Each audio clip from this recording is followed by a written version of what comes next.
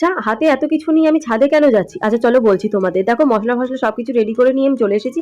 তারপরে চলে এলাম লেবু গাছ থেকে গন্ধরাজ লেবু পাতা তুলে নিই। তারপরে দেখো একটু তেঁতুল গুলে নিলাম জলের মধ্যে। আর হাতে এটা কি? হ্যাঁ আম, ঠিক ধরেছো, গরমকাল আর একটু আম মাখা করবো না তা করলে কি হয়? তারপর দেখো আমি আমটাকে ভালো করে ছুলে নিলাম, জল দিয়ে ধুয়ে নিলাম। তারপর দেখো আমি আমটাকে কাটার চেষ্টা করলাম এত বড় ছুরি দিয়ে, কিন্তু তাও না পাচ্ছি না, কারণ আমটার মধ্যে আটি হয়ে গেছে। তারপরে আর কি এক চুটকিতে ম্যাজিক ট্রিক্সে করে কেটে নিলাম। দেখো কি সুন্দর কেটে ফেললাম। তারপরে আমি লেবু পাতা ছিঁড়ে দিয়ে দিলাম। তারপরে দিয়ে দিলাম ধনে জিরে শুকনো লঙ্কা ভেজে রাখা একটা গুঁড়ো মশলা। এই মশলাটা ছাড়া তো একদম মাখামাখি অসম্পূর্ণ। তারপর দিলাম একটু চিনি আর সাথে একটু বিট নুনও দিয়ে দিলাম।